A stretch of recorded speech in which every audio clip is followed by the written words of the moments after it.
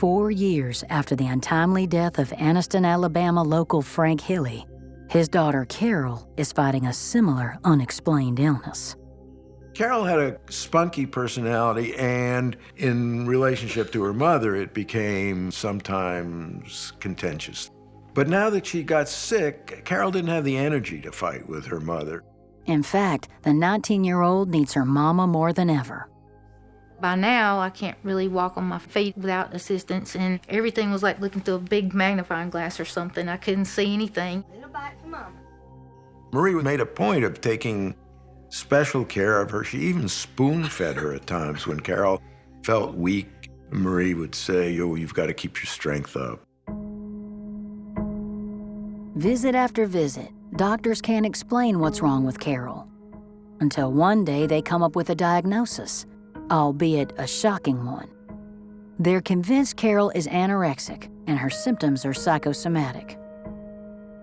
She was very thin, but she ate, and she wasn't afraid of food, and she didn't resist eating. And it didn't make sense to her. By the time they saw me, I probably looked horrible because I went down to 81 pounds, and I mean, there wasn't much left. They think it's in my head. They're not understanding that, my feet don't work, okay? I'm not faking that. Before Carol knows it, she's being moved to a psychiatric hospital in Birmingham for evaluation. My mom was telling them that I had not been wanting to have anything to do with my friends, which was not true, and that I was angry to the point of pulling my own hair out, which was not true.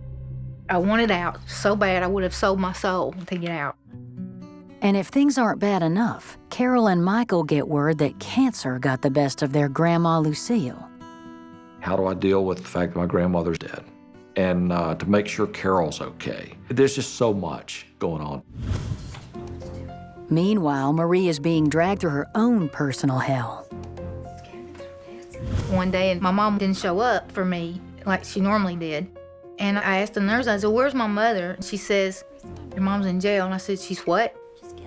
She had bought furniture and other things on credit, and she wasn't paying her bills. And she had paid for some things with bad checks. And finally, this all caught up to her. Marie manages to get out on bail, but the ordeal has folks looking at her in a whole new light.